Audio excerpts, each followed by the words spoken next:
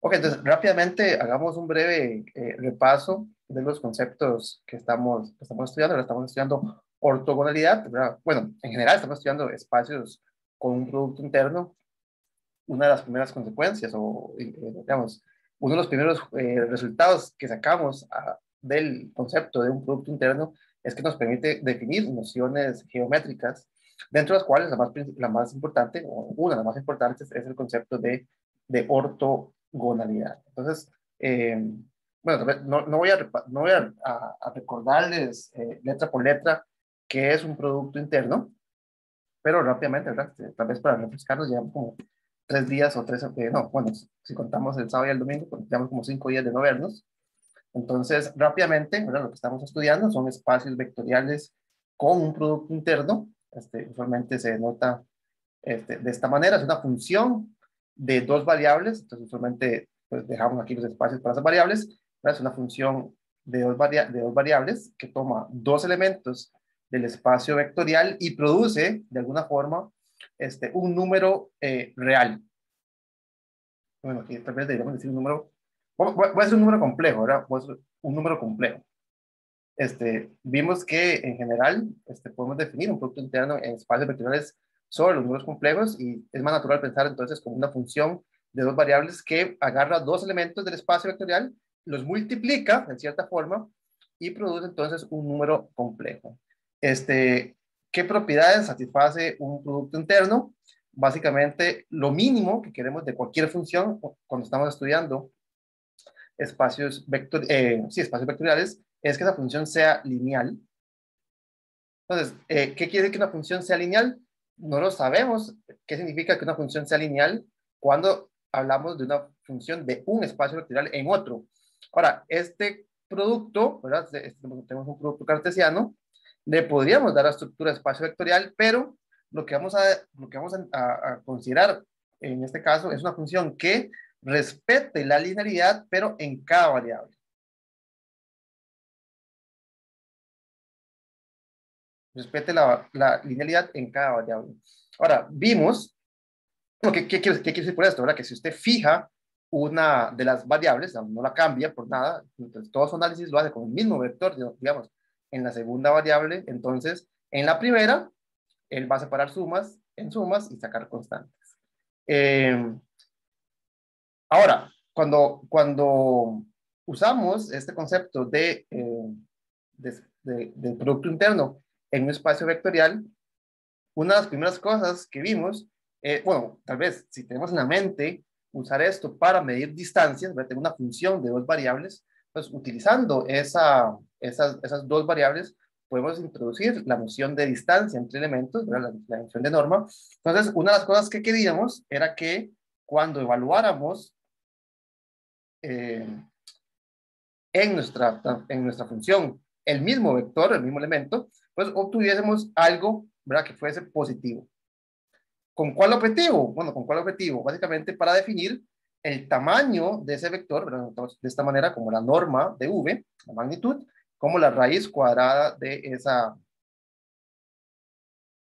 ese número.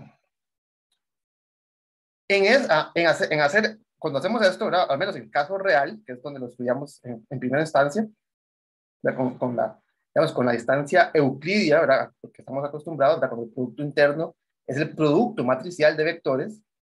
eh, pues vimos que cumple esas propiedades, y cuando queremos extender esta idea a los números complejos, vimos que necesitábamos cambiar ligeramente las propiedades de la transformación. ¿En qué sentido? Queremos que esa transformación sea lineal, digamos, en una variable, y sesquilineal, ¿verdad? Era el término que le dimos a esa propiedad, y sesquilineal en la otra.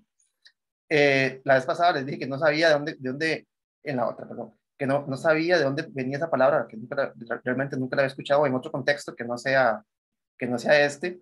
Y leyendo las notas de Barely, él hace una nota al pie de página donde dice que el término sesqui se refiere a tres, no, ¿cómo es?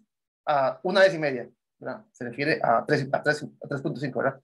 Eso no me aclaró, en lo más mínimo, por qué se llama así, ¿verdad? Pero dice que sesqui se refiere a una vez y media, o sea, como uno y uno más, ¿verdad? Entonces, o sea, tres medios, sesqui lineal en la otra. ¿Qué quiere decir esto? Quiere decir que, ¿verdad? Nosotros queremos que separe sumas en sumas y saque constantes, pero la sesquilinealidad, digamos que la vamos a hacer en la segunda variable, quiere decir que si ustedes tienen un múltiplo constante de un vector en la segunda posición, entonces va a salir esa constante, pero va a salir conjugada.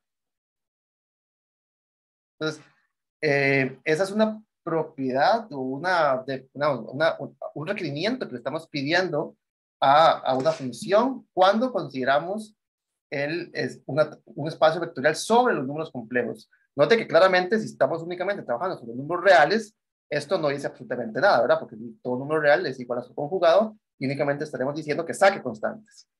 Ok, pero si queremos poder tener una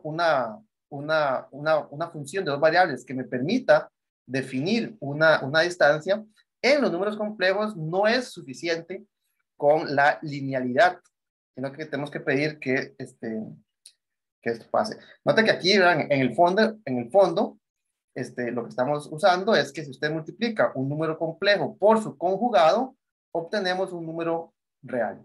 Entonces, aquí bueno, no solamente real, ¿verdad? Real y positivo, ¿verdad? Porque esto es igual al valor absoluto o la norma de un número complejo, ¿verdad? Que si lambda es a más ib, entonces la norma de ese número complejo es a al cuadrado, bueno, al cuadrado, ¿verdad? Es a más b al cuadrado, aquí me falta el cuadrado. Entonces, en el fondo, esta definición un tanto extraña, ¿verdad? No es la más natural, ¿verdad? Tal vez a quién se le va a ocurrir por qué este, llevamos todo el tiempo hablando de linealidad y de repente queremos que al considerar coeficientes complejos, de repente vamos a pedir que las constantes salgan conjugadas. No estoy tratando de venderles la idea de por qué, pero bueno, una razón es porque si queremos definir una métrica, una norma en ese espacio, utilizando el producto interno, vamos a querer que algo así ocurra. Entonces, estamos usando esta propiedad básicamente que dice que entre el producto de un número complejo por su conjugado, y aquí es el conjugado complejo, ¿verdad? El conjugado complejo es un número real y positivo.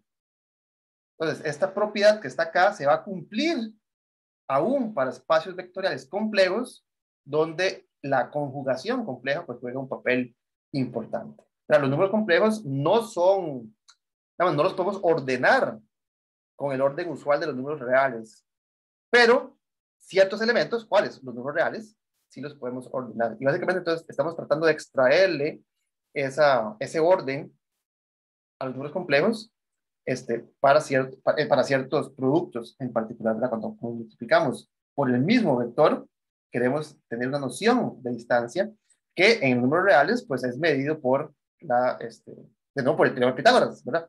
En los números complejos, ¿verdad? Si tenemos un número complejo de la forma A más IB, ¿verdad? Eso quiere decir que la parte real es A y la parte imaginaria es B.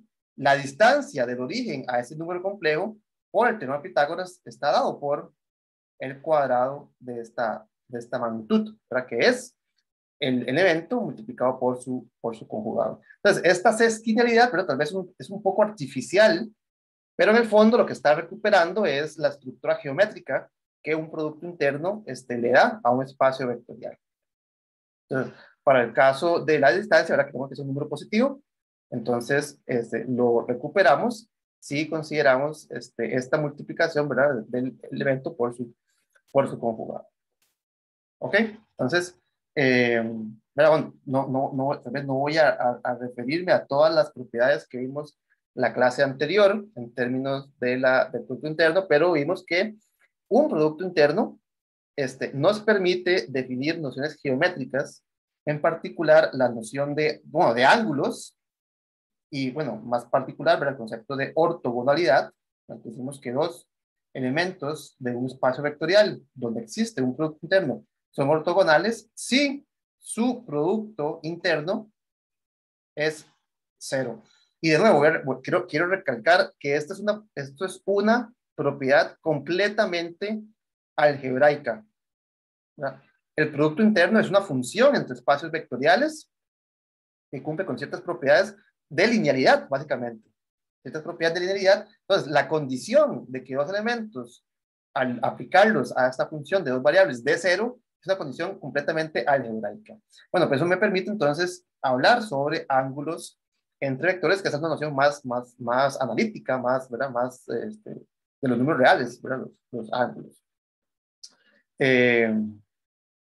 Bueno, y sin lugar a duda, ¿verdad? No solamente de ángulos, sino de magnitudes, de distancias. Ok, entonces, un producto interno nos da una noción geométrica en los elementos de ese espacio vectorial.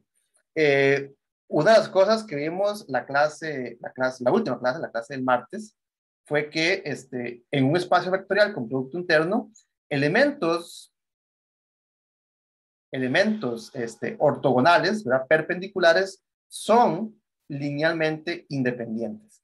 Pues, de nuevo, esto es algo muy importante, ¿verdad? La independencia lineal es fundamental en el estudio de los espacios vectoriales, ¿verdad?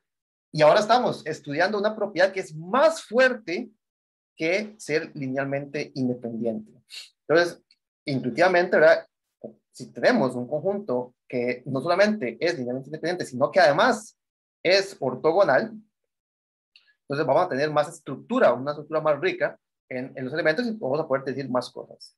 La independencia lineal es muy importante, pero solamente vamos a poder decir cosas acerca de independencia lineal. Si a eso encima le ponemos una característica geométrica, pues vamos a poder decir cosas más interesantes para esos espacios. Vimos un ejemplo de que en particular, ¿verdad? Calcular coordenadas respecto de una base ortogonal es muy sencillo. Una base ortogonal es digamos, vamos a ponerlo así, es más sencillo. ¿Más sencillo que qué? Pues más sencillo que hacerlo en general, ¿verdad? En general, si usted tiene un espacio vectorial, de nuevo, pensemos siempre en R a la n, que va a ser nuestro prototipo, en este caso, del espacio vectorial de dimensión finita.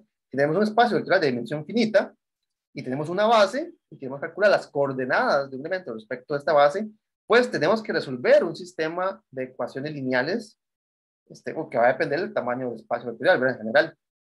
Entonces, si ese conjunto de vectores no solamente es linealmente independiente, sino que además es ortogonal, esta eliminación gaussiana que solamente llevaremos a cabo para encontrar las coordenadas es reemplazada por lo que yo llamo una eliminación geométrica. O sea, utilizamos la ortogonalidad para encontrar las coordenadas. ¿Verdad? Concretamente, así, llamémoslo, si B es una base, llamémosla V1 hasta Vn, es ortogonal, entonces un elemento del espacio vectorial va a ser una combinación lineal de los elementos de esta base. Esto es cierto en cualquier contexto.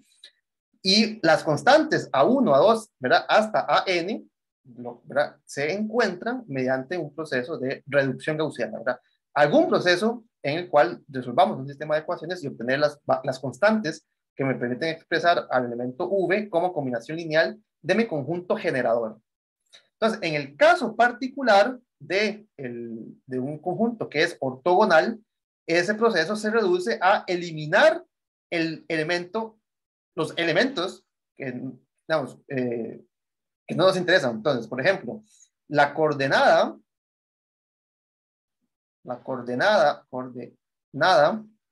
digamos, AI, ¿verdad? La que acompaña al vector VI, se halla muy fácilmente. ¿Cómo? Aniquile, ¿verdad? Mate, ¿verdad? Todos los vectores excepto el que acompaña a VI. ¿Verdad? Si yo multiplico esa expresión que está aquí arriba por el elemento de la base VI, Cuando yo hago eso, ¿verdad? Dado esta condición de ortogonalidad dice que VI, el producto interno de VI con cualquier otro, es 0. Entonces, si yo quiero eliminar de mi sistema de incógnitas, ¿verdad? Todas excepto la AI, pues aprovecho de que lo puedo realizar multiplicando por estos elementos. Entonces, yo multiplico esta expresión que está aquí arriba por VI, pues me va a quedar V1 por VI, pues eso es 0. V2 por VI, bueno, eso también es 0. Todos van a morir excepto el que tiene VI con VI. Aquí me va a quedar, ¿cómo se llama? Aquí me va a quedar, utilizando la linealidad, me va a quedar VI, no, así, me va a quedar A por VI multiplicado por VI. Bueno, de nuevo, esta función es lineal, de forma que esta constante sale del producto y me queda VI por VI, es decir, me queda el tamaño del vector VI al cuadrado. Entonces, en particular, yo puedo despejar el AI en términos del producto interno de ese vector V con el vector que acompaña a la AI. Aquí lo comento, perdón, disculpen, que me metí las patas. Ahí, por favor. Es la norma de VI al cuadrado. Entonces, vean que yo entonces puedo encontrar las coordenadas de un vector cualquiera respecto de una base ortogonal sin la necesidad, básicamente, de hacer ningún tipo de cálculo, ¿verdad? Bueno, si tengo que hacer un cálculo, ¿verdad? Tengo que multiplicar el vector por el elemento de la base, pero es un cálculo que yo llamo en una dirección, no tengo que resolver nada, ¿verdad? Simplemente calcular. Cuando usted resuelve un sistema de ecuaciones, básicamente tiene que devolverse de alguna forma, ¿verdad? Entonces, aquí el cálculo es hacia el frente, no hacia atrás. Para calcular hacia el frente es muy fácil. Así les digo, ¿cuánto es 11 por 13? Ustedes calculan fácilmente el producto, pero que es más difícil si yo les digo que cómo se factoriza el número 130. ¿Qué sería? 11 por 13, ¿cuánto es? 121, 137. Una cosa muy diferente que yo les pregunte, ¿cómo se factoriza el número 137? ¿Verdad? Uno tiene que pensar un poquito para hacer el cálculo en la dirección contraria. Si yo les digo, calculen 11 por 13 es muy sencillo, pero si yo les digo el producto y me digo que lo factoricen, eso es más difícil. Entonces, esta es una operación hacia el frente. ¿Verdad? Yo tengo mi vector, conozco los elementos de esa base, y entonces calcular estos números es un cálculo hacia adelante, hacia el frente. No tengo que devolverme, no tengo que hacer, bueno, ¿cómo encuentro el elemento que multiplicado por tal cosa, sumado, no sé qué da? No, aquí el cálculo es hacia el frente. Entonces, una base ortogonal de un espacio vectorial tiene la ventaja de que el cálculo de coordenadas se reduce considerablemente. Aquí noten una observación, noten que en este cálculo, si además uno tiene una base cuyos elementos todos son de tamaño 1, bueno, noten que si el cuadrado es 1, es porque el elemento tiene, digamos, es 1, ¿verdad? Si el cuadrado es 1 y además aquí es positivo, es porque el número es 1. Entonces, si además le pedimos a estos elementos que tengan norma, la magnitud 1, entonces note que las coordenadas son todavía aún más sencillas de calcular. Sí, porque si esta parte vale 1, esto me dice que el AI simplemente es el producto interno del vector V con ese elemento de la base. Y esta propiedad realmente es una propiedad bastante sencilla de obtener, ¿verdad? Porque, disculpen, si ustedes agarran cualquier elemento en cualquier espacio vectorial con producto interno y lo dividen entre su norma, entonces la norma de este elemento es 1.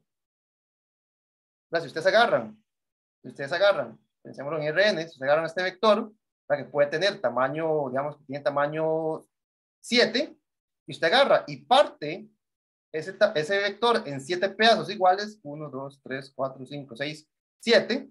Entonces, este pedazo que está acá, el primero, tiene que tener tamaño 1. Bueno, eso es lo que estoy haciendo. Agarro mi elemento, lo divido entre su norma, digamos, en este dibujo, lo estaría dividiendo entre 7, Y ahora ese nuevo objeto, ¿verdad? Es más pequeño en este dibujo, tiene norma, o sea, su tamaño tiene que ser 1. Entonces, esa condición que me permitiría simplificar aún más el cálculo de coordenadas es algo que yo siempre puedo hacer si ya, digamos, yo siempre puedo convertir cada uno de estos elementos en elementos con norma 1. A estos elementos se le llaman usualmente elementos unitarios. Digamos, hace referencia a que su tamaño es una unidad, ¿verdad? En este caso, el número 1. Entonces, si además tenemos un conjunto, digamos, si además de tener un conjunto ortogonal, cada elemento es unitario, entonces este cálculo es todavía, ¿verdad? Todavía más sencillo que el anterior, porque no hace falta dividir por ninguna, no tendríamos aquí que estar introduciendo la división, únicamente lo puedo encontrar utilizando la multiplicación en ese espacio vectorial. Entonces, este tipo de base es muy codiciada porque permite hacer este cálculo bastante fácil. Note, por ejemplo,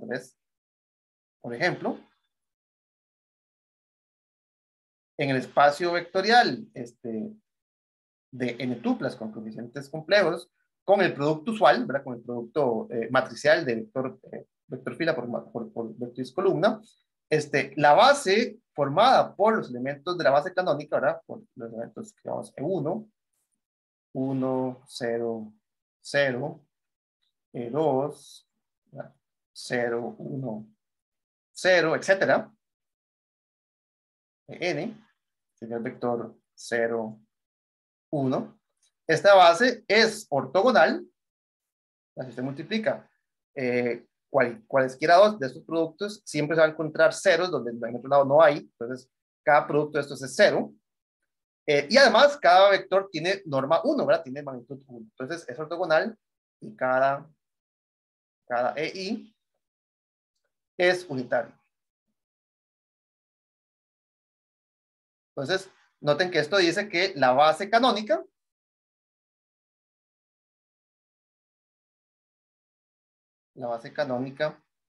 es un conjunto ortogonal donde cada vector tiene norma 1. A eso se le llama una base ortonormal.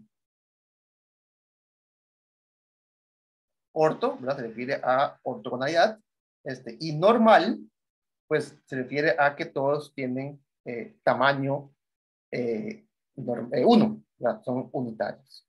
Entonces, en los espacios vectoriales, digamos, de mayor interés, como lo son los espacios de columnas, donde, digamos, que nuestro prototipo de espacios de coordenadas, yo siempre tengo que existe al menos una base con las propiedades deseadas. Ahora, en la práctica, nosotros hemos visto que uno usualmente quiere cambiar la base de alguna forma, ¿verdad? Ya sea para diagonalizar, ya sea para ver alguna propiedad importante, alguna matriz que está estudiando. Entonces, esta base, pues no siempre va a ser la más útil. De nuevo, tal vez estamos trabajando en otro espacio que no se lea, no se vea como columnas, y las bases pues van a ser distintas, ¿verdad? No sé si estamos hablando sobre polinomios o si estamos considerando matrices, ¿verdad? Con producto interno. Pues la pregunta es, ¿existirá en todo V? Vamos, si V es arbitrario, si V es arbitrario, existirá bases que tengan esta propiedad tan codiciada de ser ortogonal y producto ortogonal. Entonces, existirían bases ortonormales. Y la respuesta a esta pregunta es que satisfactoriamente es un sí mayúsculo. Si yo tengo un espacio vectorial cualquiera, ¿verdad? El teorema fundamental, uno de los teoremas fundamentales del álgebra lineal, es que todo espacio vectorial tiene una base. ¿Verdad? Ahí, cuando yo menciono este teorema fundamental, ni siquiera hago referencia a la existencia de un producto interno. Entonces, ¿qué pasa si usted ahora a este estudio de espacios vectoriales le mete un producto interno? ¿Verdad? Yo quiero estudiar espacios vectoriales donde además tengamos una noción de geometría, ¿verdad? Ángulos, distancias.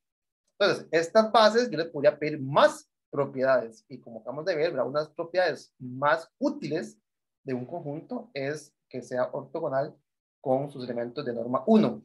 Y, bueno, la respuesta es sí, ¿verdad? Añadiéndole más ingredientes a la receta, sí tenemos una base. Y aquí lo importante y la razón por la cual lo digo en letras mayúsculas es que de nuevo, cuando mencionamos el teorema fundamental del álgebra lineal, que todo espacio vectorial tiene una base, eso es como un teorema de existencia. ¿Verdad? ¿Cómo doy yo un ejemplo de una base? Bueno, a ciencia cierta, me tengo que sentar y escribir, ¿verdad? Tengo que ver cuál es el espacio, cómo encuentro una base. En este caso, entonces encontrar una base sin pedirle cosas extras, ¿verdad? Como lo podría hacer estas dos, es muy fácil, ¿verdad? Simplemente escoja cualquier base. Sin embargo, para encontrar una base ortonormal que tenga estas propiedades, tenemos un método, un algoritmo que nos permite construir bases ortonormales. Entonces, bueno, no sé si leyeron o recuerdan, el algoritmo o el proceso, que es usualmente cómo se le llama, ¿verdad? El proceso de Gram-Schmidt es un algoritmo, es un paso tras paso que me dice cómo agarrar una base cualquiera, bueno, no tiene que ser base, de hecho, puede ser cualquier conjunto, y transformarlo en un conjunto ortogonal, de prima tal vez, ortogonal, normal. Entonces, el algoritmo o el proceso de Gram-Schmidt me dice, me da una receta para encontrar un conjunto ortogonal a partir de un conjunto que no tiene por qué tener ninguna propiedad de ortogonalidad. Entonces, veamos en qué consiste ese algoritmo. A ver, ¿cómo se llama? Algoritmo de Gram-Schmidt. Entonces, la idea es la siguiente. Voy a empezar con dos vectores. Entonces, supongo que yo tengo en el espacio vectorial, tengo dos elementos, vamos a llamarlo V1, y digamos tengo este otro V2. Aquí de nuevo, vea que estoy representando los elementos de este espacio vectorial como si fueran flechas. ¿Por qué? ¿Verdad? Porque geométricamente existe la noción de, por ejemplo, de ángulo y de distancia. Entonces tiene sentido expresar, al menos gráficamente, tal vez no tenga, vamos, tal vez no tiene sentido dibujar, ¿verdad? Estamos en un espacio vectorial de dimensión alta, pues no tiene sentido dibujarlo, pero, ¿verdad? Gráficamente, al menos en R2 y en R3, visualmente tiene mucha relevancia o mucha, vamos, puedo interpretar varias de las propiedades gráficamente. Ok, entonces, digamos que yo tengo estos dos vectores, tengo que pedir que no sean linealmente dependientes. Cuando tengo dos vectores, la independencia lineal de dos vectores, pues lo que significa es que uno no sea un múltiplo del otro. Básicamente que estas rectas que yo estoy dibujando no sean la misma, ¿verdad? Esto sería, ¿verdad? Este vector y este otro para el otro lado, digamos, serían como el mismo, ¿verdad? Son linealmente dependientes, ¿verdad? Si este es V, este es como menos V medios, algo así. Entonces, voy a pedir que sean linealmente dependientes, y lo que voy a hacer es, básicamente, corregir, entre comillas, bueno, lo que voy a hacer es corregir el ángulo entre V1 y V2, ¿verdad? De alguna forma yo quisiera tener un conjunto que sea ortogonal. Bueno, si yo escojo dos elementos al azar, pues lo más probable es que no sean ortogonales. Entonces lo que voy a hacer es lo siguiente. Voy a tomar uno de los dos como referencia. Entonces, el primer paso del proceso o del algoritmo de Gram-Schmidt es definir un marco de referencia, por decirlo de alguna forma. Entonces, lo que voy a hacer es fijar, digamos, el primer elemento no lo voy a cambiar. Pensemos de nuevo que, no sé, tal vez estos son elementos de una base, y el primer vector que yo escogí, pues tenía algún significado para mí, era un vector propio, era, no sé, tener alguna propiedad especial y yo la quiero mantener, pero quisiera que el conjunto sea ortogonal. Entonces, lo que quiero hacer es como agarrar este V2 que está acá y corregirle para que obtenga un vector que sí es, disculpen aquí, que sí sea ortogonal. Entonces, voy a poner aquí, voy a llamarle a este V2. Bueno, creo que la literatura usualmente le llama a esta construcción, a este le llama U2, ¿verdad? Entonces, quiero encontrar, entonces el siguiente paso es hallar U2 que sea ortogonal a V1. Es decir, que el producto punto del producto interno entre V1 y U2 sea 0. Ahora, hay muchas formas de hacerlo, ¿verdad? De hecho, ustedes, pues, si ustedes gráficamente ven este dibujo, yo podría, por ejemplo, haber encontrado un vector que sea ortogonal, digamos, en esta dirección, o en esta misma, pero pudiera haber encontrado uno, que me cuesta tanto dibujar en esta hoy. O, digamos, yo podría haber encontrado uno, tal vez más chiquitito. Entonces, hay muchas formas de resolver este problema. Sin embargo, lo vamos a hacer de una forma bastante pues, particular, que es que, de nuevo, está basada en el dibujo o en la geometría de este dibujo. Vamos a definir un vector, podemos llamarlo, bueno, voy a seguir llamando U2, pero de forma que si yo hago la suma de V1, bueno, no de V1, voy a hacerlo así, me gustaría, yo quiero, voy a dibujarlo aquí, okay, no sé por qué esta tablet no me deja dibujar en línea recta, voy a definir un vector que sea ortogonal al original, pero que si yo considero este triangulito que está acá, me dé un ángulo recto. ¿Okay?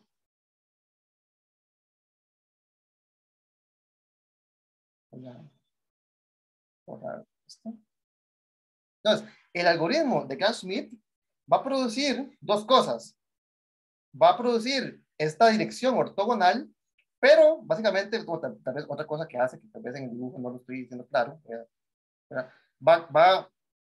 Cuando aquí tal vez en vez de decir fijar V1, tal vez hubiera puesto fijar la dirección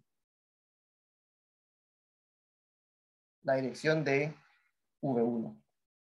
¿En qué sentido? ¿Por qué borré este? Aquí teníamos V2, y lo que va a hacer es básicamente completar un triángulo rectángulo. Entonces, el algoritmo de Gram-Schmidt lo que hace básicamente es crear a partir de dos elementos cualesquiera, V1 y V2, este triángulo rectángulo que está acá. ¿Cómo?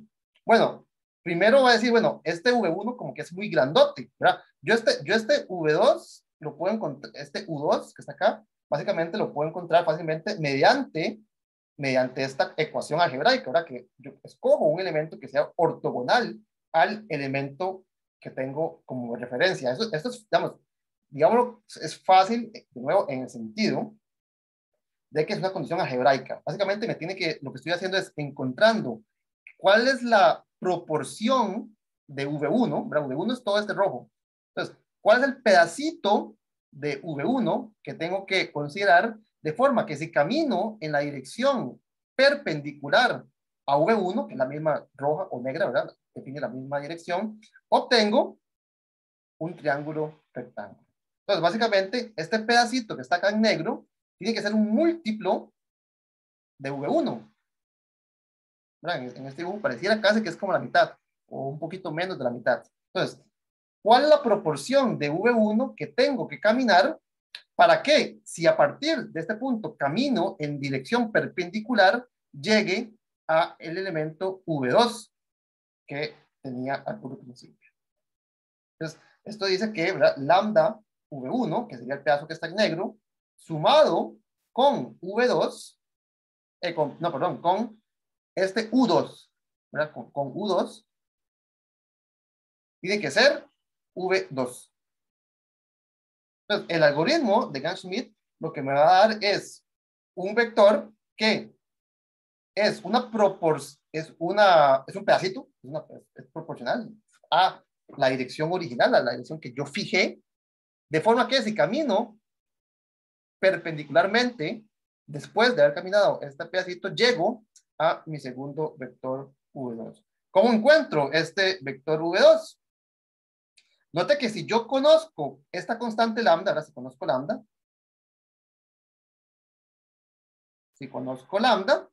entonces U2, ¿verdad? Que es lo que estoy tratando de encontrar, este U2, simplemente lo puedo despejar, ¿verdad? U2 sería el vector V2 original menos este pedacito que le tengo que quitar en la dirección V1.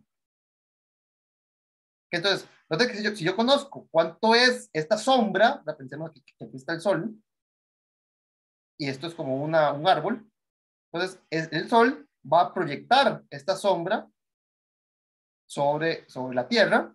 Entonces lo que tengo que saber es cuál es lo que tengo que saber es cuál es la longitud de esa sombra, ¿verdad? Cuánto del vector original es lo que este árbol tapa. ¿Okay? Y si yo conozco cuánto es esa sombra, pues entonces conozco la magnitud y la dirección de esta flecha perpendicular, ¿verdad? Entonces, ¿cómo encontramos este lambda? Bueno, utilizamos la condición de ortogonalidad. Si yo multiplico, esto es parecido a lo que hicimos antes, si yo multiplico, por ejemplo, por V1, el U desaparece. Entonces, si yo multiplico por V1, me quedaría lambda V1 más U2 multiplicado por V1, y ¿esto cuánto da? Da V1, bueno, perdón, el lado izquierdo es V2, y estoy multiplicando por V1, entonces aquí me queda por V1. Eso quiere decir que lambda, utilizando la linealidad, si separamos esta suma, aquí me va a quedar lambda V1 multiplicado por V1 más U2 multiplicado por V1, y eso tiene que ser igual a V2 multiplicado por V1. Pero recordemos que yo quiero que este U2, esta dirección, sea perpendicular a V1, de forma que esto es 0. Entonces, multiplicando por V1, desaparezco, anulo, ¿verdad? Elimino una de mis incógnitas, que era U2. Y me queda una expresión que únicamente va a depender de V1 y V2. Noten que aquí, ¿verdad? Esto es lineal, de forma que esta constante lambda sale de ese producto interno y me va a quedar el producto de V1 por V1. Bueno, el producto de V1 por V1, por definición, es la magnitud al cuadrado de V1. ¿Y a qué va a ser igual a esto? Va a ser igual a esto a V2 por V1. Entonces, esto me dice, este es el primer paso de este algoritmo de Gram-Schmidt, que me dice cómo encontrar, cómo reemplazar este V2 por otro que cumpla con esta propiedad. Entonces, en resumen, voy a volver a hacer el dibujo acá. Este es V1, este es V2, no son el mismo, no me definen la misma dirección, ¿verdad? Son linealmente independientes. Entonces, el algoritmo de Gram-Schmidt, ¿verdad? Fija V1. Usualmente, como estamos cambiando los V's por otros, usualmente lo que uno dice es que V1 es U1. Voy a tomar mi colección V1, V2, ¿verdad? Hasta V100 y reemplazarlos por otros, solo que el primero no lo reemplazo, ¿verdad? Este va a ser como mi marco de referencia. Marco de referencia. A partir de aquí es que voy a intentar acomodar los demás vectores de forma que los vectores sean ortogonales. Entonces, si tengo otro vector que claramente en este dibujo al menos no es ortogonal, voy a definir un vector U2 como lo hicimos en el caso anterior. ¿Quién va a ser? Va a ser V2, el vector original, donde le quito un pedazo de V1, ¿verdad? Precisamente le quito el pedazo, de forma que este pedacito que está acá, vamos a dibujarlo en otro color, ¿verdad? Este pedacito que está acá, bueno, esto va a ser lambda V1 menos lambda V1, de forma que si yo camino en la dirección perpendicular, luego de haber caminado este pedacito, llego a V2. Entonces, esta expresión que está acá es básicamente la condición que me dice que estos dos vectores forman un triángulo rectángulo, ¿verdad? Si yo camino, ¿dónde está? Si yo camino ese pedacito y luego camino en una dirección perpendicular, llego a V2, básicamente, que sería lo mismo que caminar sobre la hipotenusa. ¿Ok? Donde, ¿quién es lambda? Ya calculamos en el caso pasado, aquí está, ¿verdad? Esa constante lambda, ese pedacito de V1 que tengo que recorrer es, despejemos, ¿verdad? Lambda es, ¿qué sería? V2, producto punto, o punto interno con V1 sobre la norma de V1 al cuadrado. Es decir, que el segundo elemento de este proceso de Graf-Schmidt va a ser el vector original, ¿verdad? El vector original que muy posiblemente estaba torcido respecto de V1, pero lo enderezamos hasta que esto forme un ángulo recto. ¿Cómo lo hacemos? Bueno, mediante esta fórmula. ¿Cómo era? V2, producto punto V1 sobre la norma de V1 al cuadrado multiplicado por V1. ¿Okay? Entonces, el algoritmo de Graf-Schmidt, ¿verdad? Agarra una lista de vectores, ¿verdad? No perpendiculares, no ortogonales, y los va reemplazando por una lista que sí es perpendicular, ¿verdad? Donde el primer elemento, U1, perdón, el primer elemento es el mismo que antes.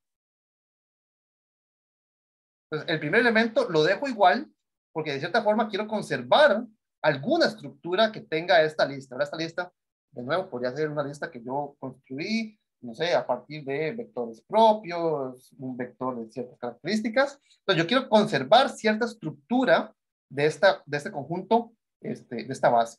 Entonces, el primer elemento lo dejo exactamente igual que el primero. El segundo lo enderezo. ¿Cómo lo enderezo? Bueno, precisamente mediante esta fórmula. Entonces, esto me produce un vector V2. Y así continúo sucesivamente. Digamos, aquí tengo un vector V3 y lo quiero enderezar. Entonces, voy a intentar hacer un dibujo, no sé si me va a salir bien. Supongamos que tenemos, vamos a hacerlo así. Quiero generar un U3. Quiero generar un U3 que tenga, pues, ¿qué características? Y quiero que sea perpendicular a los que ya creé, perdón. Entonces quiero que sea perpendicular a U1 y quiero que sea perpendicular a U2. Y si seguimos la analogía, si seguimos la analogía del dibujo anterior, vamos a ver, aquí voy a intentar hacer este dibujo. A ver, digamos que este es el primero. Voy a llamarlo U1, porque ya sabemos quién es. Y tenemos por acá un U2. Digamos que tenemos un U3, aquí piensen un poco en tres dimensiones, aquí en el ojo, digamos que aquí está V3, ¿verdad? Aquí está V3. Entonces, ahora yo quiero enderezar este V3. Entonces, ¿qué es lo que vamos a hacer? Este dibujo, voy a intentar hacer este dibujo otra vez. Vamos a ver si me sale. Voy a hacer como si U1 y U2, vamos a ver aquí como en el piso, vamos a ver. Ay, perdón, ¿qué voy a hacer? Voy a dibujarlo como si fuera en el piso.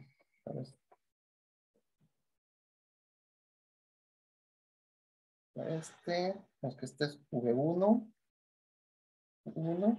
vemos que tratamos de pensar que esto está en el piso, ¿verdad? Que esto es ortogonal, este es U2, y vamos a ver si me sale un U3, digamos que salga, como que salga de este piso, ¿verdad? Como que salga del plano. No sé, más grande.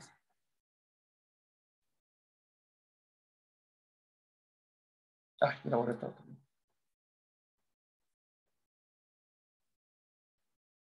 ¿Dónde está? Aquí está. Disculpen ahí mi torpeza, ¿verdad? No es una de mis habilidades. Aquí tenemos un U3. Entonces, ¿qué es lo que vamos a hacer? Básicamente vamos a hacer lo mismo en cada dirección. Entonces, U1 ya es ortogonal a U2, ¿verdad? Por construcción. Entonces, U1 y U2 ya son ortogonales. Y lo que queremos hacer básicamente es lo mismo, pero en cada dirección. Entonces, básicamente quiero encontrar como vamos a ver si lo puedo hacer. Yo les decía mostrar un dibujo, de hecho, tal vez creo que es más fácil si hago eso, ¿verdad? Pensemos en este plano, ¿verdad? Lo que quiero hacer es como proyectar esto hacia acá, como para que sea ángulo recto, y proyectar esto hacia acá, que sea un ángulo recto. Y después, una vez que tengo como los catetos de este hipotenusa, pues simplemente camino hacia arriba, ¿verdad? Perpendicularmente para encontrar lo que llamaríamos un U3, ¿verdad? Que sería como acá. Entonces, ¿cómo vamos a hacer esto? Queremos definir U1 y U3 que sean pedacitos, vamos a dibujarlos aquí de nuevo en rojo, un pedacito de U1, un pedacito de U2, de forma que si camino en línea recta y luego subo, llego al mismo lugar que U3. Entonces, básicamente queremos que un pedacito de U1 más un pedacito de U2, bueno, estas constantes lambda y mu, más este U3 que estamos tratando de definir, sea igual a el vector V3. Traten de pensarlo, ¿verdad? Esto fue lo que hicimos en el caso anterior, ¿verdad? Yo quería caminar un pedacito de V1, luego subir perpendicularmente, digamos, ese es el U2 que estamos buscando, y llegar a V2. Bueno, aquí quiero hacer lo mismo, ¿verdad? Quiero caminar un pedacito, digamos, que está aquí en rojo, en la dirección de V1, luego un pedacito en la dirección de V2, nota que esto ya me daría como llegar a este punto que está acá, y luego subir en la dirección perpendicular para llegar a mi elemento V3. Entonces, queremos resolver algo exactamente similar a el caso de 2 dimensiones, solo que era en tres dimensiones. De nuevo, piensen esto como un sistema de ecuaciones con dos incógnitas, lambda 1, lambda y mu. Note que si yo conozco, igual que ahora, si conocemos quién es lambda y quién es mu, entonces U3 queda completamente determinado, ¿verdad? Pues lo paso a despejar, V3 menos mu U1 menos, lambda U1 menos mu U2. Entonces, si yo conozco estas constantes, ¿verdad? Si yo conozco el pedacito, ¿verdad? ¿En qué dirección? Si yo conozco las direcciones, nada más tengo que caminar, nada más sé cuándo tengo que parar, ¿verdad? No tengo que llegar hasta aquí, sino tengo que parar antes. Entonces, si yo conozco esas constantes que me dicen la proporción de U1 y 2 que necesito, entonces mi tercera incógnita realmente no es una incógnita, ¿verdad? Porque está determinada por estas dos. Ahora, ¿cómo encuentro quién es lambda y quién es mu? O sea, que sean como mis coordenadas, por decirlo de alguna forma. Bueno, utilizamos la condición de ortogonalidad para llevar a cabo una reducción geométrica. Entonces, por ejemplo, si yo quiero encontrar quién es lambda, lo que quiero hacer quiero eliminar mi incógnita mu. Si yo quiero encontrar el valor de lambda, realmente lo que quiero decir, si tengo un sistema 2x2, o de dos incógnitas, perdón, lo que quiero hacer es eliminar esa segunda incógnita. ¿Cómo lo hago? Bueno, elimine lo que la acompaña. Entonces, si yo sé cómo eliminar a U2, puedo encontrar lo que acompaña a U1. Entonces, ¿qué hacemos? Multiplique por quién? Por U1. Entonces, si yo hago U3 por U1, ¿verdad? Producto interno. U3, U1. Primero que todo esto tiene que dar 0, ¿verdad? Porque yo quiero que U3 sea perpendicular a U1. Aquí va a ser igual. V3, U1, menos, cuando multiplico por U1, aquí me va a quedar lambda multiplicado por la norma de U1 al cuadrado, menos mu por U2 menos U2 por U1, aquí no lo puse, pero era el proceso de Gram-Schmidt ortogonaliza estos dos. Entonces, note que U2 es ortogonal a U1 por construcción. Entonces, de forma que aquí me va a quedar 0. Es decir, que 0 tiene que ser igual a esta resta que está acá. Es decir, que la constante lambda es, ¿quién sería? Sería U3, U1 sobre la norma de U1 al cuadrado, que es básicamente la misma fórmula que está acá, ¿verdad? Es exactamente la misma fórmula que usamos para encontrar este valor de lambda. ¿Cómo encuentro el valor de la constante que acompañaría a U2? Es decir, la dirección la proporción que camino sobre este vector. Bueno, exactamente igual. Solo que ahora, en vez de eliminar U2, elimino U1. ¿Cómo? Multiplicando por U2. Entonces, de la misma forma, tal vez no lo voy a escribir acá, la constante lambda estaría dada por esta fórmula y la constante mu estaría dada por la fórmula completamente análoga, que sería U3 multiplicado por U2, aquí sería V3, ¿verdad? Aquí sería V3, sí, perdón, V3, dividido entre la norma de U2 al cuadrado. Entonces, esto me da otra, entonces, si ya conozco quién es lambda y quién es mu, conozco quién es U3, y escribámoslo ahora sí. U3, ¿quién sería? Vamos a ver esto. Entonces, el tercer vector que me produce el algoritmo de Gram-Schmidt es un vector que vamos a llamar U3, que básicamente es quitarle al original las proporciones de los vectores anteriores de forma que tengamos un triángulo recto, pero ahora en 3D. Aquí, si ustedes revisan estos cálculos, yo puedo reemplazar estos U's por los V's originales. Así lo voy a hacer. Entonces, aquí me quedaría V3, V1, multiplicado por V1 entre la norma de V1 al cuadrado. Note que hasta aquí, básicamente, la fórmula anterior, solo que le tengo que quitar también el pedazo en la dirección de V2. Aquí me quedaría V3 multiplicado por V2 entre la norma al cuadrado de V2 multiplicado por V2. ¿Okay? Y así uno podría continuar sucesivamente definiendo, ¿verdad? Si tengo aquí un V4, definiendo un vector U4 mediante el mismo argumento, de forma que el conjunto 1, U1, U2, U3, U4 ahora sea ortogonal. Entonces, sucesivamente, este proceso se puede iterar para crear un conjunto ortogonal a partir de un conjunto cualquiera. Yo quería compartirles este video. Bueno, no es un video, es una animación. Voy a dejar de compartir esto y voy a compartir esto. Donde se observa, ¿verdad? No con mis dibujos tan feos, pero más bonito, este proceso de Gram-Schmidt. Noten, ¿verdad? Aquí noten la definición, ¿verdad? Aquí, este vector que están definiendo acá, ¿sí? Es lo que se llama la proyección ortogonal, en el sentido de, ¿verdad? Proyección ortogonal del vector V sobre el vector U. Entonces, en el dibujo tendríamos el vector, vamos a ver cómo sería, el vector U, y tenemos un vector V, y esta fórmula que está acá es realmente la sombra, ahora como lo dije la vez pasada, es el pedacito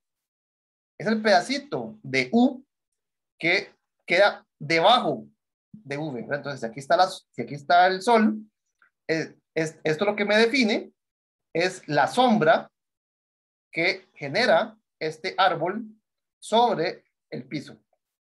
Entonces, a esta proyección se le llama la proyección ortogonal de V sobre U.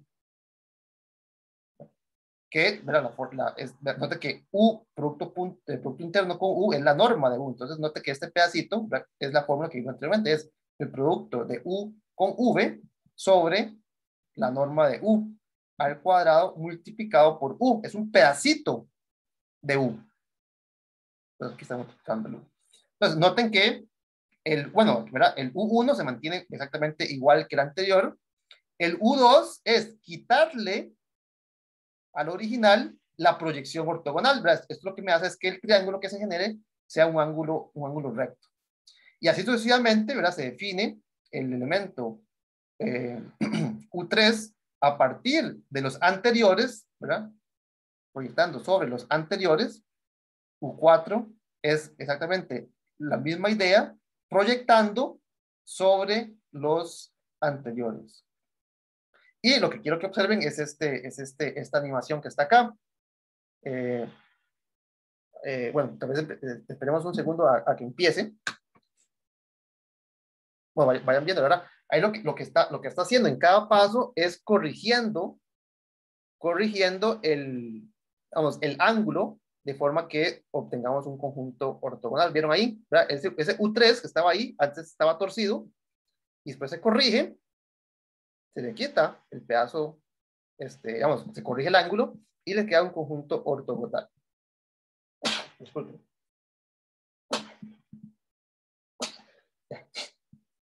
Y bueno, algo que tal vez, algo que uno quisiera en ciertos contextos hacer es que los elementos sean ortogonales, ¿verdad? Aquí empezó a ver el proceso. Entonces, uno siempre puede normalizar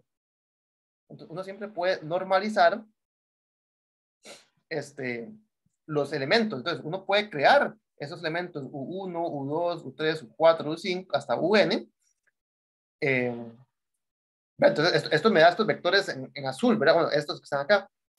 En general, esto puede tener una distancia pues, arbitraria. Esto podría ser 5, y uno siempre lo puede reemplazar, ¿verdad? Haciendo más pequeño por uno que tenga distancia 1. Entonces, uno siempre puede normalizar cualquier conjunto para hacerlo normal.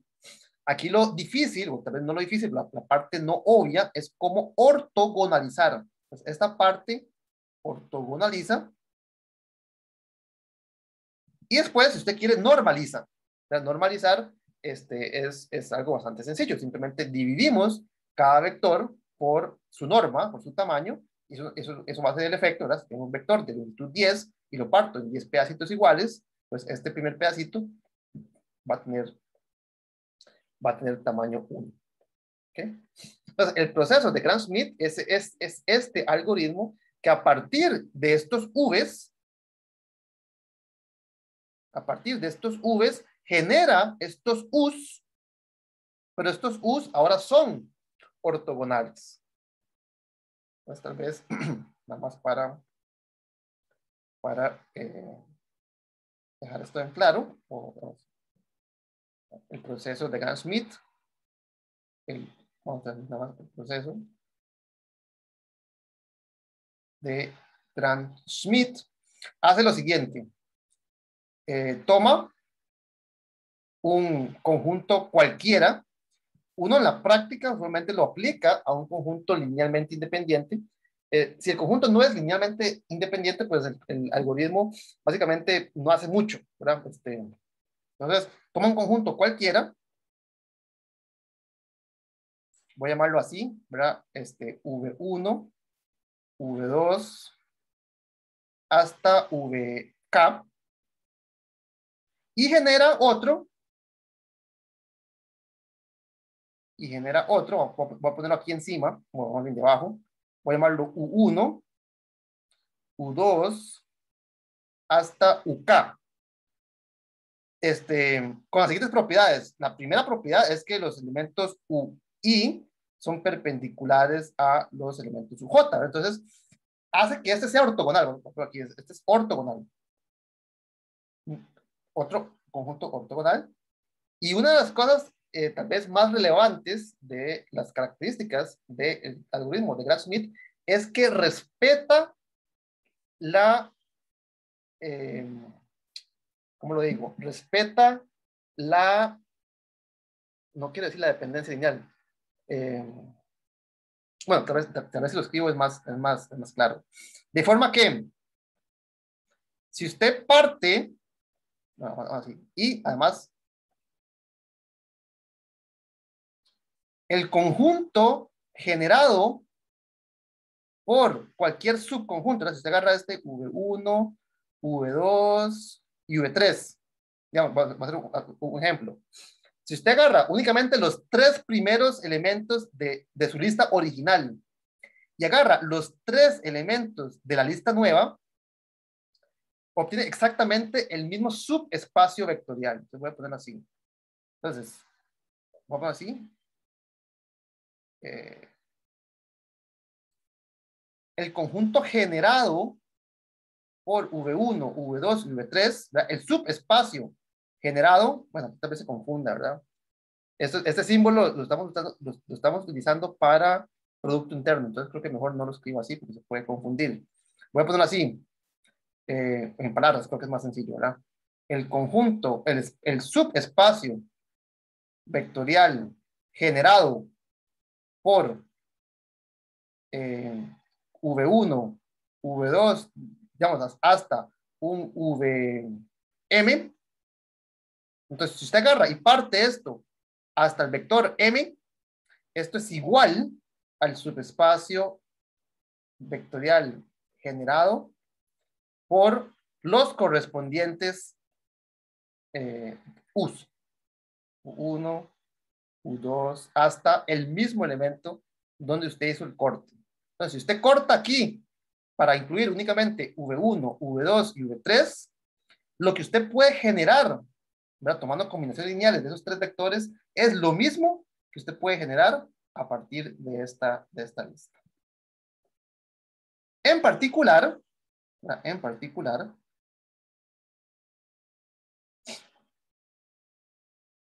si usted parte en cualquier punto, en particular, el conjunto U1, U2, digamos, hasta UM, es perpendicular, lo voy a notar de esta manera, ¿verdad?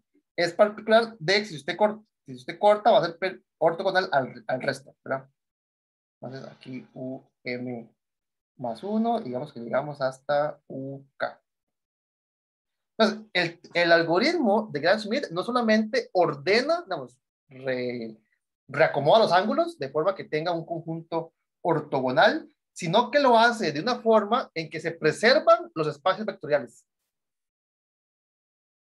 De nuevo, eso es importante porque tal vez usted escogió estos vectores por alguna razón en cierto orden, ¿verdad? Tal vez eran vectores propios asociados a lambda igual a 3, lambda igual a... ¿verdad? Entonces, usted tal vez ordenó esos vectores con ciertas propiedades y por lo tanto los espacios que generan son importantes. Y usted no quisiera que por ser caprichoso y querer que los vectores sean ortogonales, ese orden que usted le dio, ¿verdad?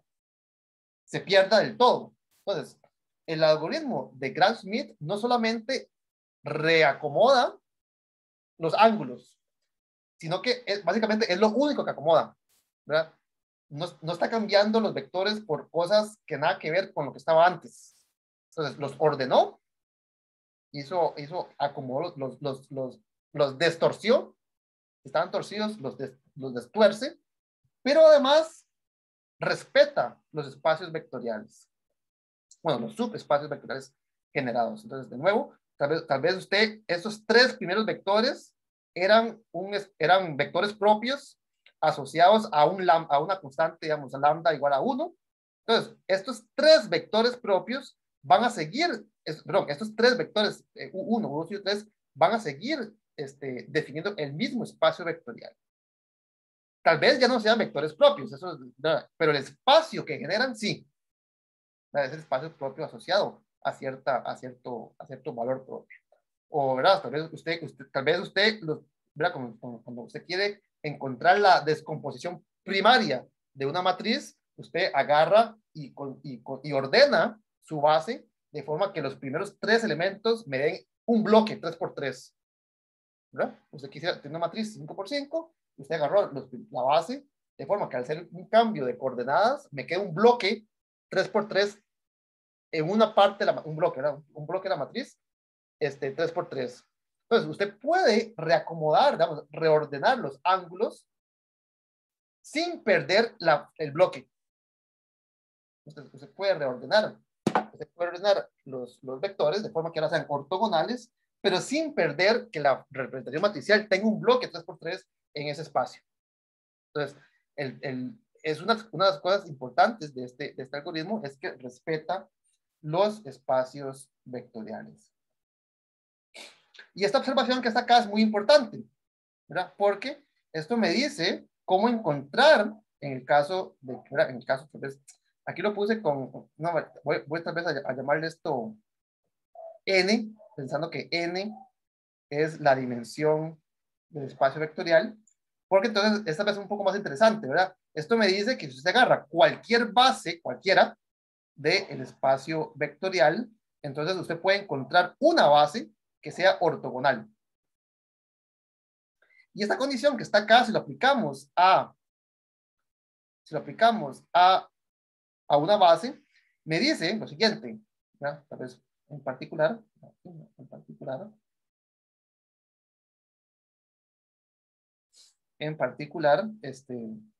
si W es un subespacio cualquiera,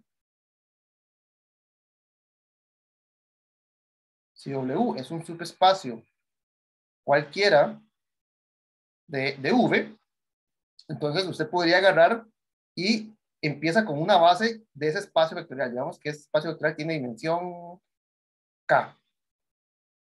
Y usted la puede completar, llamémosla aquí tal vez V1 hasta V, ¿qué le ponemos? N menos K, ¿verdad? Entonces, en total aquí creo que tengo N vectores, ¿verdad? Uno, empiezo, sí, ¿verdad? Entonces, digamos que esto es una base de V, donde los primeros elementos son una base de W. Si usted le aplica, en este orden que lo escribí, si usted le aplica el proceso de Gram-Schmidt a esta base, ¿qué va a obtener? Va a obtener unos vectores U1 hasta UK que generan exactamente lo mismo que generaban los anteriores. Es decir, esto sigue siendo una base de W. Esto no cambió. Ahora están ordenados, ¿verdad? Es una base ortogonal. Digamos, los distorsión. Entonces, tengo una base, pero sigue siendo una base del mismo espacio original. ¿Qué pasa con el resto? Eso también los va a distorcer. O sea, esto llamémosles V1' hasta Vn-K'. Entonces, ¿esto qué va a hacer? Va a ser un conjunto que es perpendicular a este, pero completamente disjunto, ¿verdad? Esta es una unión disjunta. Esto va a ser una base ¿de qué? De lo que se llama el complemento ortogonal de W, ¿verdad? Estos son todos los elementos del espacio vectorial que son perpendiculares, vamos a tener de perpendicularidad, ¿verdad? Que son perpendiculares a todo elemento de W. Vamos, así. Que son perpendiculares para todo, para W en W. Entonces, el algoritmo de Gram-Schmidt también me permite calcular lo que se le llama el complemento ortogonal a un subespacio. En particular, note que esto demuestra inmediatamente que la dimensión del complemento ortogonal de un espacio es la diferencia entre el espacio completo menos el pedazo que no podría ser ortogonal, ¿verdad? Que es el mismo. Entonces, una base del subespacio vectorial, el complemento ortogonal, es precisamente el resultado de aplicarle el proceso de Gram-Schmidt a una base cualquiera del espacio vectorial original, donde el principio de esa base genera únicamente a ese subespacio. Entonces, este es un algoritmo bastante poderoso. No solamente me dice que siempre existen bases ortogonales, sino que además me permite realizar de forma, digamos, directa, algorítmica, una construcción como lo es el espacio, el complemento ortogonal, ¿verdad? En general, ¿verdad? Tenemos que el espacio vectorial es una suma directa de cualquier subespacio con su complemento ortogonal. Y esto es, bueno, vamos a ver, es muy importante. Esto tiene mucha similitud con las descomposiciones que estamos estudiando, ¿verdad? Para matrices. Entonces, el complemento ortogonal me va a permitir, en ciertos casos, ¿verdad?, dar una construcción sencilla de estas descomposiciones en bloques, ¿verdad? Si yo ya logré encontrar un bloque que con ciertas características, entonces el resto tiene que estar dado por el complemento ortogonal. Y tenemos una forma concreta de construir ese complemento si conozco una base para el bloque, digamos, original, por decirlo de alguna manera. Ok. No sé si tienen una pregunta. Esta construcción o este algoritmo de Gram-Schmidt, la forma en que estamos básicamente encontrando el elemento más pequeñito que completa este triángulo, de hecho, tiene consecuencias digamos, de minimización. Uno puede verificar, porque en la tarea 5 se les voy a pedir que verifiquen que lo que estamos encontrando realmente es una solución a un problema de optimización. Si tenemos, por ejemplo, no sé, tenemos un plano y tenemos un vector que está fuera de ese plano, tenemos que este es el origen, uno quisiera encontrar cuál es el elemento de este plano que está más cercano a este punto. Bueno, este proceso es precisamente, me va a dar el vector, digamos, el vector ortogonal e intuitivamente, ¿verdad? Utilizando el teorema de Pitágoras, ¿verdad? O el teorema, de hecho, la desigualdad triangular, ¿verdad? La hipotenusa es la distancia más corta entre dos puntos, ¿verdad? La línea recta. Entonces, esta altura es la distancia que me va a permitir llegar de forma más rápida, de forma más cercana a este punto. Entonces, este proceso de proyección ortogonal también tiene, digamos, consecuencias geométricas, no solamente para, digamos, ortogonalizar, que es para lo que lo usamos, sino que para minimizar, tiene aplicaciones a problemas de optimización. No tengamos que un problema de optimización, piénsenlo en cálculo, usualmente es un problema analítico, ¿verdad? Si ustedes quieren encontrar, no sé, la distancia mínima, ¿verdad?, del origen a cierta curva, a cierta función, pues tienen que considerar sus puntos críticos, ¿verdad? Verificar que ese punto crítico es un máximo o un mínimo. Eso es un problema analítico. Sin embargo, cuando las restricciones son lineales, ¿verdad?, un plano es una combinación lineal de dos vectores, ¿verdad? Cuando la restricción es lineal, esto me da una forma algebraica de encontrar, por ejemplo, la menor distancia. Entonces, en la tarea 5 vamos a explorar un poco esa otra noción analítica que tiene su contraparte o una solución algebraica cuando la restricción, ¿verdad?, cuando estoy calculando una distancia a un objeto definido mediante ecuaciones lineales, como es un plano, por ejemplo. Ok. No sé si tengo una pregunta. Ok, esto, de nuevo, yo creo que yo pretendía que esto fuese el repaso, pero al final de cuentas, pues, me extendí más de la cuenta. Si no han leído las secciones que les asigné, les pido que tal vez las ojeen un poco. En la clase de mañana, bueno, las clases de esta semana, pues nos vamos a enfocar en propiedades de matrices, digamos, cómo se comportan las matrices respecto de un producto interno. Para que estamos multiplicando, digamos, vectores fila por vectores columna, pero ¿qué pasa si yo reemplazo un vector por otro? Y la forma de reemplazar linealmente un vector por otro es multiplicando por una matriz. Entonces, ¿qué pasa? ¿Cómo se comporta la multiplicación matricial? ¿Verdad? ¿Cómo se comportan las transformaciones lineales respecto de un producto interno? Entonces, vamos a estudiar varios conceptos, como lo son eh, matrices simétricas. Vamos a ver que las matrices simétricas juegan un papel muy importante en el estudio de los espacios con producto interno.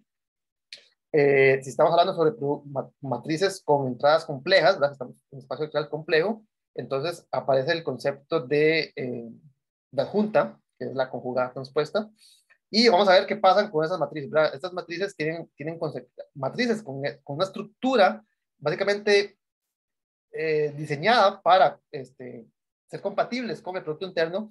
Vamos a ver que tienen propiedades interesantes acerca de su, digamos, diagonabilidad, por ejemplo.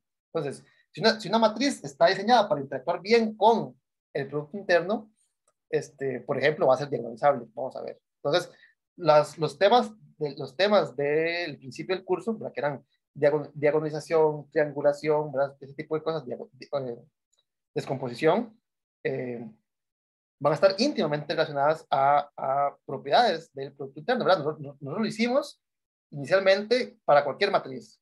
Bueno, ¿qué pasa ahora si esas matrices se portan bien respecto del Producto Interno? ¿Qué podemos decir acerca de esas matrices?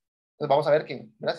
Si se portan bien respecto del Producto Interno, es porque tienen una forma sencilla, ¿verdad? Una forma sencilla que hace que se comporte bien respecto del Producto Interno.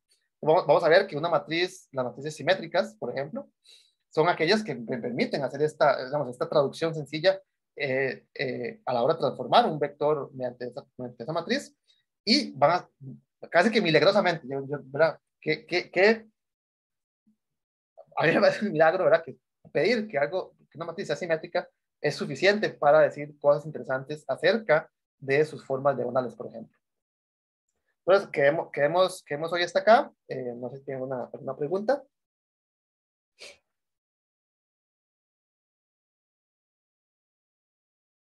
Ok, entonces nos vemos mañana. Yo